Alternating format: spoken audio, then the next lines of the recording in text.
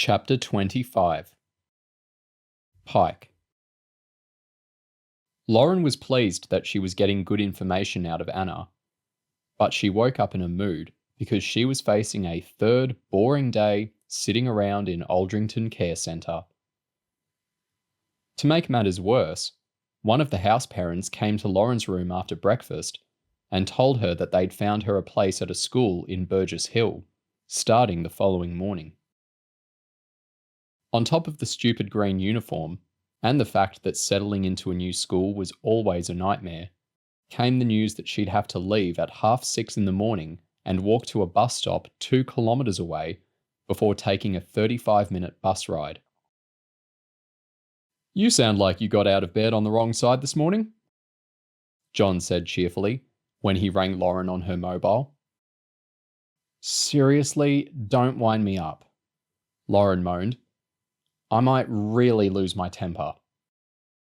"What's the matter?" "Thick grey tights, a hand-me-down pullover with a dirty grey rip in the elbow, and an hour a day on a bus full of strange school kids." "Blah," John said dismissively. "You should count yourself lucky. When I first joined MI5, they had me staking out a gents' toilet on Hampstead Heath." "Nice," Lauren said, cracking into a smile. "You've not suffered until you've spent a week crawling around in an asbestos-lined roof cavity and coming home to your wife smelling like a public toilet. It's no wonder I'm divorced." "Oh," Lauren added, "and to make my life even more perfect, this idiot boy, the dude who was at the dining table when you dropped me off, found out that I'm a vegetarian and hid a piece of bacon in my cornflakes." John laughed. "It's not funny," Lauren said firmly. "I've got a piece of dead animal inside me. It makes me queasy just thinking about it."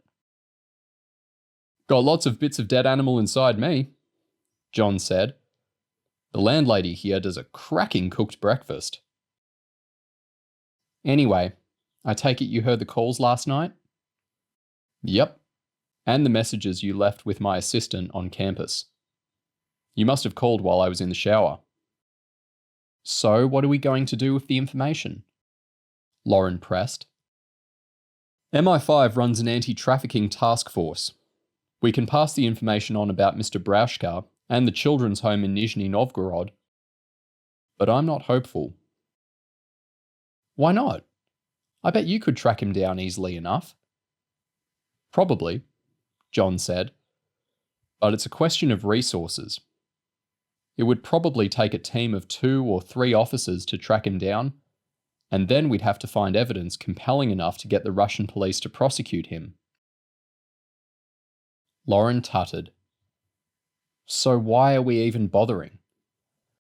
"We've got to hope that Anna knows a few more details that will enable us to get our teeth into the British end of the organisation.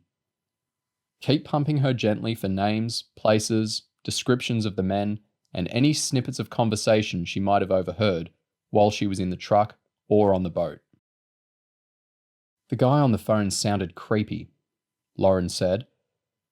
"Maybe he'll ring again. He certainly sounded keen to get his hands on Anna." "I'm not surprised. They must have spent a lot of money smuggling Anna across Europe and into Britain.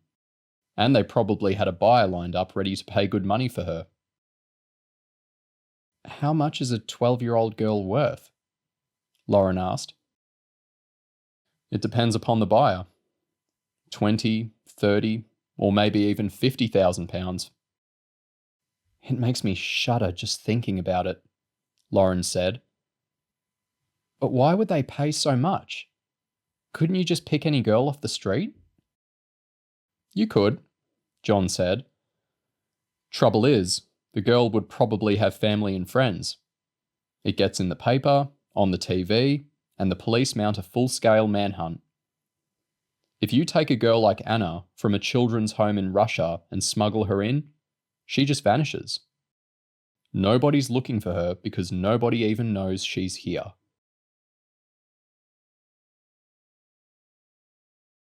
James put his head inside the training instructor's hut He'd knocked, but hadn't got an answer. "Mr. Pike?"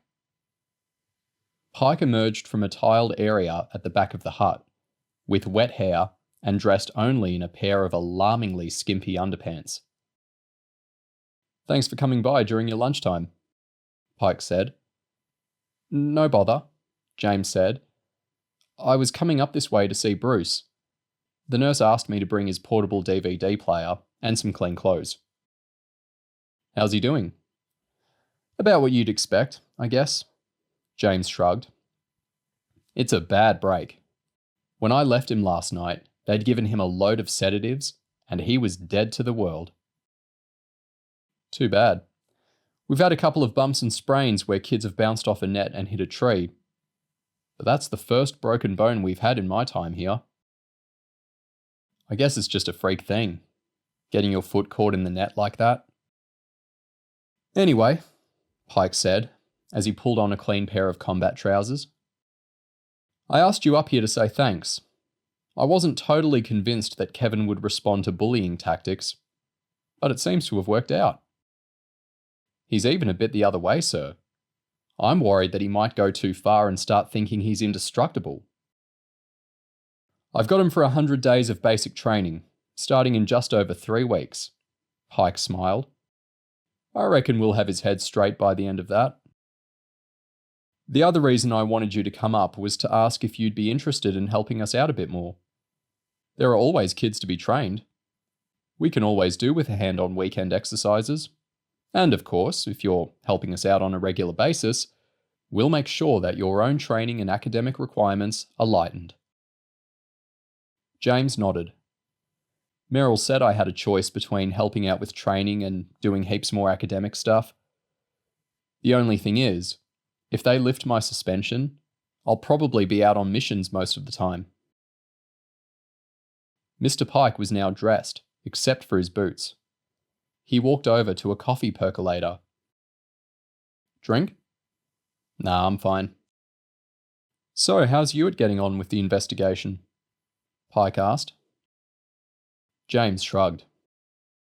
"I went over there, but Hewitt won't tell me what's going on. He says there's a big row going on with MI5. It looks like it could drag on for months, and I could be the one who gets stitched up." "That wouldn't surprise me," Pike said. "Once upon a time, me and Hewitt were best mates." "Really?" James said. "I've never seen you speak to each other." "That's because I hate his snidey guts. I completed my basic training a few months before Hewitt. We had rooms next to each other. I had your girlfriend's room, actually." James smiled. "Kerry's room? I never knew that." "We even went on our first couple of missions together. But the third time out, Hewitt stitched me up big time. We were both still grey shirts, 13 years old. Some of our mates had got their navy shirt, and we were both getting desperate. Anyhow, like you, I hated writing essays and reports. The only things that interested me were skirt, rugby, and punch-ups. So when our mission came to its end, Hewitt generously volunteered to type up my report as well as his own. We'd both done a decent enough job.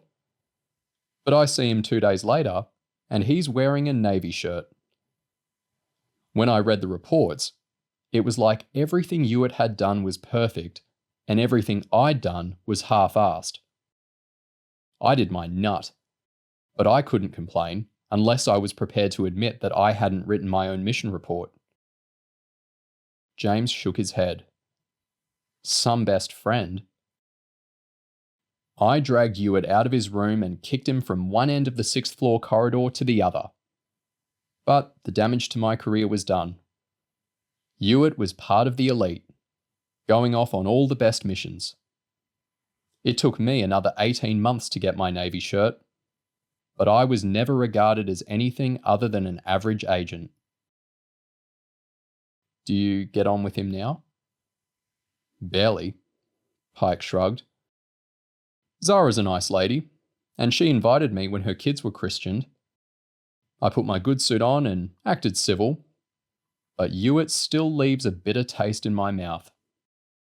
He's a snidey little so-and-so. And if I was in your position, I'd be worried.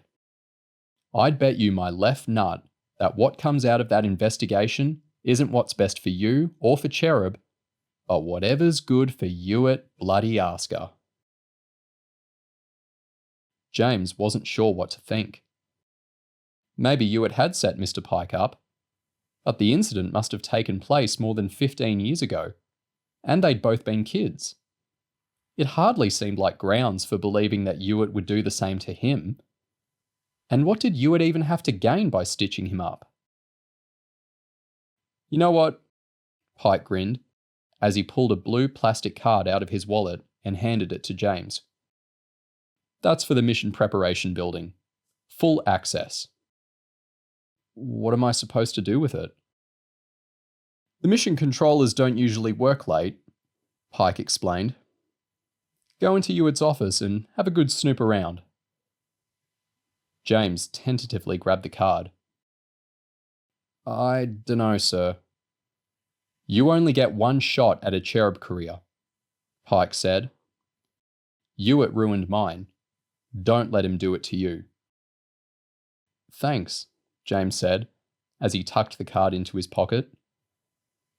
Just be careful, Mr. Pike said. I could lose my job for giving you that. If they catch you, I'll have to say that I lost it.